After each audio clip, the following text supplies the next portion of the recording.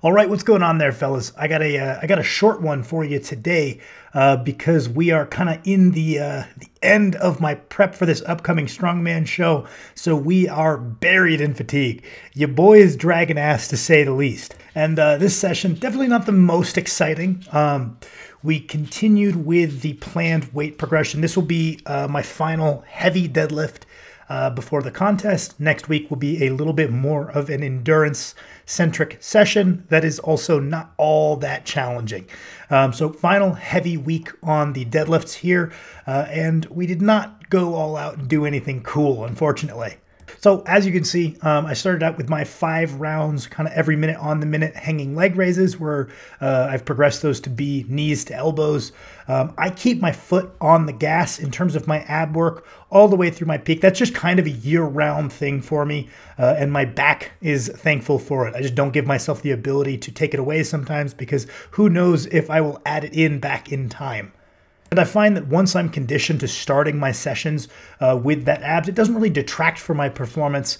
Maybe on like a max out session when I'm going for like the 880, I'll trim the abs down to the bare minimum. But for the most part, that's a constant year round. And when I'm in shape, it doesn't really throw off my performance really at all. Then moved on to working our way up in the deadlift, pausing my warm-ups, as I do a lot of the time.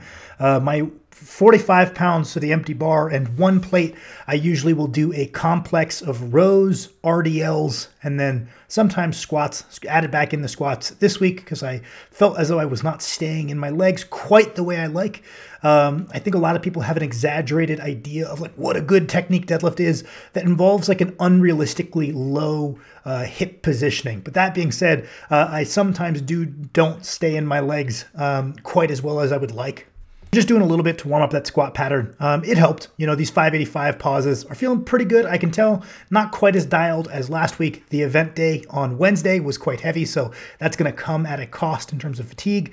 This 675 pause rep felt good, but I could tell it wasn't going to be a killer session. So the plan was to take this 765 that I would normally be hitting. Normally, I would take that for a double, maybe if I feel really good, a triple. But I elected to be smart for once in my life and leave it at 1 rep. Normally, I would be looking for a double or a triple there, depending on like the kind of shape I'm in for the day. But my deadlift is kind of ahead of schedule. It's going to be for reps with like 635 in the contest. No reason to really fatigue myself and take away from my barbell to overhead training that happens tomorrow. Now, as we get closer to the contest, I elected to swap my secondary squatting for a bit of bag to shoulder practice. This first bag, if I were to guess, I need to weigh this one out. I just put it together. Need to get a little bit more sand in there. It's a little bit floppy. First bag, probably about 250. Second bag, about 310. Just working up to one shoulder with the 310 felt really easy, really crisp. Some of the best that's felt. To the fellow that said that the grip shirts are dork mode, I kind of agree with you. I think they look a little silly, but I'm going to adamantly disagree with you as long as they're going to improve my results in different events. And definitely noticed a little bit of difference. I historically have never worn grip shirts for my bag to shoulder, but I can, so I may as well get anything I can out of it because it's competitive cheating. Moved on to the rows. I just did my top set on these, took it a little easy. Again, towards the end of this peaking phase, I like to keep my assistance work in, but backing off, didn't do down sets to manage fatigue so that way tomorrow's event training can go well in addition to today's. Getting great results on the cable rows, doing a top set where my target is 20. If I get 20, I go up the next week.